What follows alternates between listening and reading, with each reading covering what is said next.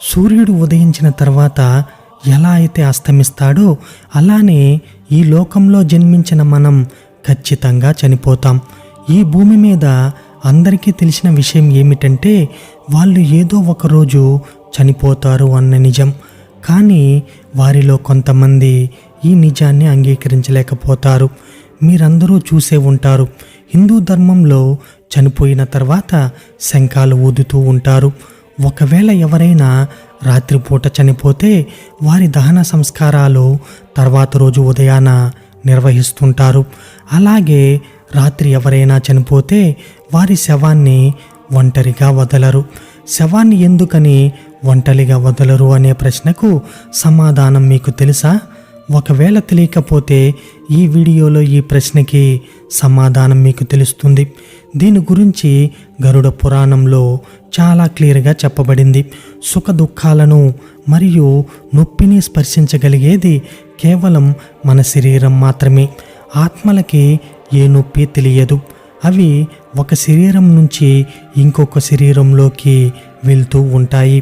కానీ ఈ వీడియోలో నేను చెప్పిన విషయం తెలుసుకున్న తర్వాత మీరు ఖచ్చితంగా ఆశ్చర్యపోతారు. మన గ్రంథాలలో ఆత్మ శరీరాన్ని వీడినప్పుడు ఏ అనుభూతులు చెందుతుందో క్లియర్గా చెప్పబడింది.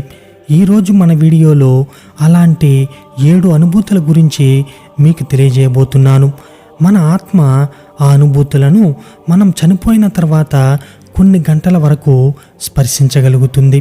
వీటి గురించి తెలుసుకోవడానికి మీరు ఈ వీడియోని దయచేసి చివరి వరకు చూడండి ఫ్రెండ్స్. ఇంకా ఏమాత్రం ఆలస్యం చేయకుండా గరుడ పురాణంలో చెప్పిన విషయాలను తెలుసుకుందాం పదండి. శవాన్ని రాత్రి ఎందుకు ఒంటరిగా ఉంచరు? ఈ ప్రశ్నకు సమాధానం చెప్పే ముందు అసలు ఎలాంటి పరిస్థితులలో శవానికి అంతిమ సంస్కారాలు నిర్వహించరు, ఎందుకు కొంత సమయం వరకు వేచి ఉంటారు అనే వాటి గురించి ఇప్పుడు తెలుసుకుందాం.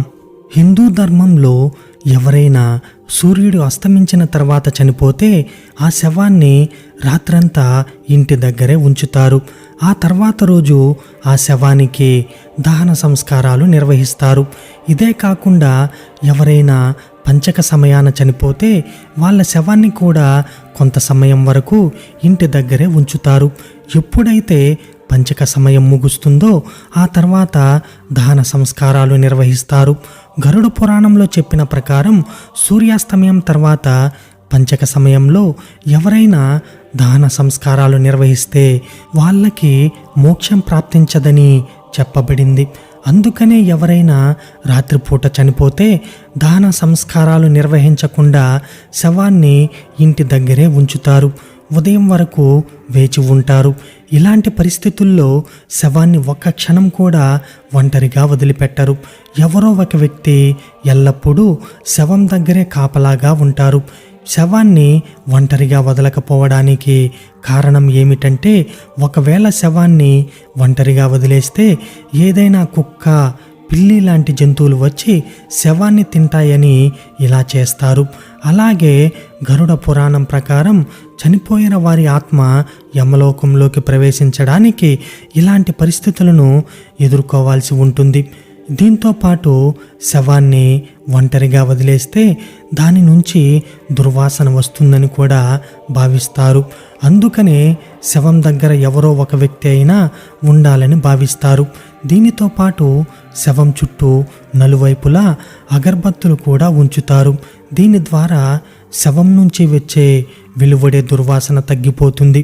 గరుడ పురాణం ప్రకారం విష్ణు భగవానుడు గరుడికి అడిగిన ప్రశ్నకు సమాధానం చెప్తూ ఇలా అంటాడు, పక్షిరాజా, ఈ పరిస్థితులతో పాటు ఎవరైనా చనిపోతే వారి సంతానం ఇంటి దగ్గర లేకపోతే అలాంటి పరిస్థితుల్లో కూడా శవాన్ని ఇంటి దగ్గర ఉంచుకోవచ్చని చెప్తాడు. ఇలా చెప్పడానికి కారణం ఏమిటంటే చనిపోయిన వ్యక్తి కొడుకు కానీ కూతురు కానీ వచ్చి చివరి చూపు చూసుకోవడానికి ఇలా చేస్తారు. లేకపోతే ఆత్మకు శాంతి చేకూరకుండా ఈ ప్రపంచంలోనే తిరుగుతూ ఉంటుంది. దీంతో పాటు విష్ణు భగవానుడు ఏమంటాడంటే, ఒకవేళ ఎవరైనా సూర్యుడు అస్తమించిన తర్వాత చనిపోతే వారి అంతిమ సంస్కారాలు ఆ రోజు నిర్వహిస్తే చనిపోయిన వ్యక్తి ఆత్మ అసుర దానవ రాక్షసుల రాజ్యంలో జన్మిస్తుందని చెప్తాడు. అక్కడ ఆత్మకి చాలా కష్టాలు అనుభవించాల్సి వస్తుంది.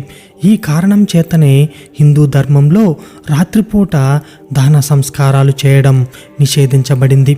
దీంతో పాటు రాత్రిపూట శవాన్ని ఒంటరిగా వదిలేస్తే ఆ శవం యొక్క శరీరంలో చుట్టుపక్కల తిరుగుతున్న దుష్ట శక్తులు కూడా ప్రవేశించే అవకాశం ఉంటుంది. దీనివలన చనిపోయిన వ్యక్తి, అతని కుటుంబం చాలా కష్టాలను ఎదుర్కోవాల్సి ఉంటుంది. దీంతో పాటు చనిపోయిన వారి ఆత్మ అక్కడే తిరుగుతూ ఉంటుందని, తన కుటుంబంలోని వాళ్ళను చూస్తూ ఉంటుందని కూడా చెప్తాడు. ఒక మనిషి చనిపోయిన తర్వాత తన ఆత్మ శరీరం నుంచి విడుదలవుతుంది. దీనివల్ల శరీరంలోకి ఎన్నో దుష్టాత్మలు ప్రవేశించాలని చూస్తాయి. ఈ కారణం చేతనే రాత్రిపూట శవాన్ని ఒంటరిగా విడిచిపెట్టకుండా ఎవరో ఒకరు శవం దగ్గర ఖచ్చితంగా ఉంటారు. ఫ్రెండ్స్, ఇప్పుడు ఆత్మ శరీరాన్ని వీడినప్పుడు ఎలాంటి అనుభూతులు చెందుతుందో ఇప్పుడు తెలుసుకుందాం. మన ధర్మ గ్రంథాలలో మరియు పురాణాలలో ఆత్మ మన శరీరాన్ని వీడినప్పుడు ఎలాంటి అనుభూతులు చెందుతుందో క్లియర్గా చెప్పబడింది. వాటిలో మొదటిది అపస్మారక స్థితి. చనిపోయిన శరీరం నుంచి ఆత్మ విడుదలైన కొంత సమయం తర్వాత ఆత్మ కొంతసేపు అపస్మారక స్థితిలో ఉంటుంది. కొంతసేపటి వరకు దానికి తన శరీరం నుంచి విడుదలైనట్లు అస్సలు తెలియదు. ఆ సమయంలో ఆత్మ ఎలా అనుభూతి చెందుతుందంటే, ఒక మనిషి కఠినంగా శ్రమించి గాఢ నిద్రలో ఉన్నట్టుగా అనుభూతి చెందుతుంది.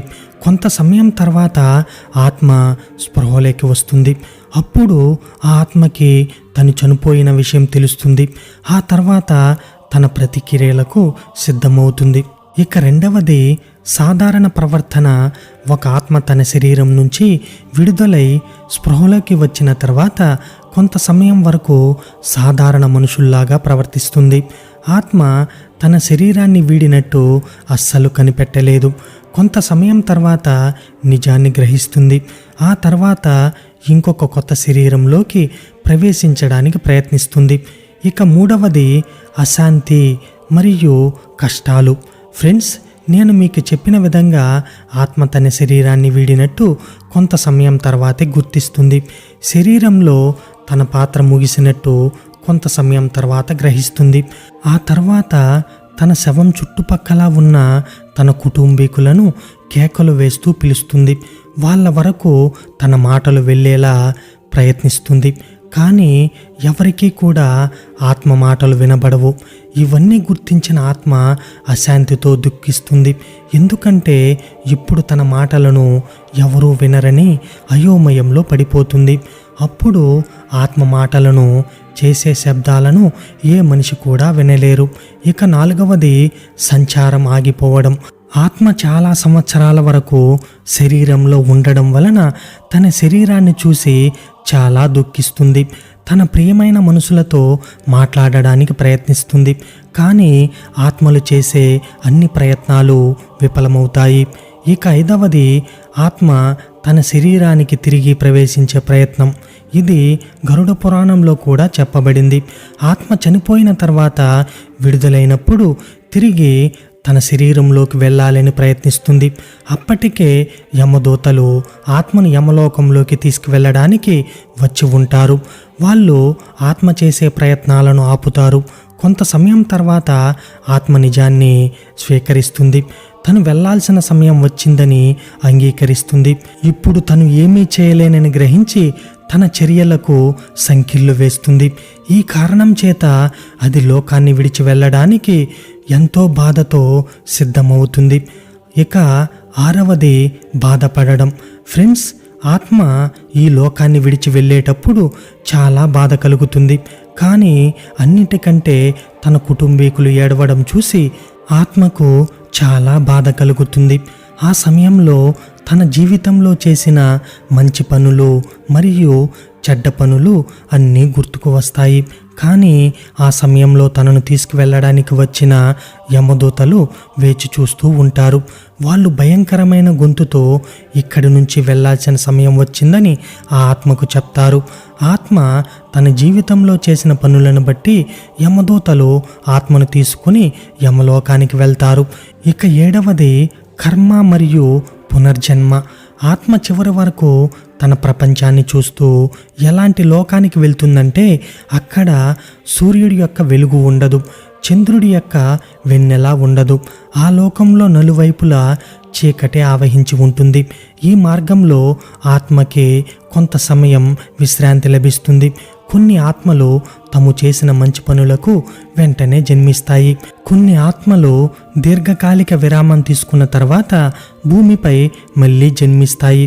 మనం చనిపోయిన తర్వాత మన ఆత్మ ఎలా అనుభూతి చెందుతుందో మీకు అర్థమైందని నేను భావిస్తున్నాను. మీకు ఇంకేమైనా ప్రశ్నలు మిగిలి ఉంటే మాకు కామెంట్ బాక్స్లో తెలపండి. ఈ వీడియో కనుక మీకు నచ్చినట్లయితే తప్పకుండా లైక్ చేయండి. ఇలాంటి ఆధ్యాత్మిక సమాచారం కోసం ఇప్పుడే మన ఛానల్ని సబ్స్క్రైబ్ చేసుకోండి. Thank you friends. Thanks for watching.